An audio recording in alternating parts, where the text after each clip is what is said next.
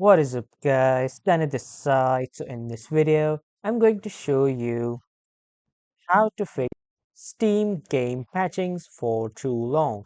So let's get started. First off, head over to Google or any browser and then in the search bar type in Steam, or you can just simply type in store.steampower.com. After that, you will be redirected to the official website of Steam, wherein on the right side at the top, you will see the option of login. Click on that, and then if you are new to Steam, just simply sign up with your email and password to create your new Steam account. But if you already have a Steam account, just simply log in with that account. Now, after signing up or logging in, on the left side, you will see the option to install Steam. Click on that and install the Steam application. Now, after installing the Steam application, open the Steam application, and this is what the interface will look like of the Steam application.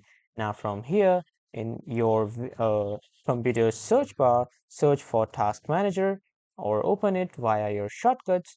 Now, after opening the Task Manager, search for this Steam task, which is the Steam Client Web Helper. Right click on it and then click on End Task. Now, this will shut down your Steam application and restart it, and this will solve this problem of your game patching again and again. And after that, reopen your Steam application, and when you reopen your Steam application, on the left side click on the Steam icon and click on settings. Now after clicking on settings, you can tweak all your settings according to your requirements. From here, go to the download section and scroll down a bit and click on clear cache. Now what this does is clears all the cache files from your devices that are giving the interruption to other games and other downloading files.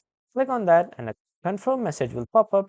Click on this confirm to confirm your clearing cache process. And when you are done, this will solve the issue. So this is how you can solve the Steam games patching problem. That was all for this video, everyone. Thank you for watching.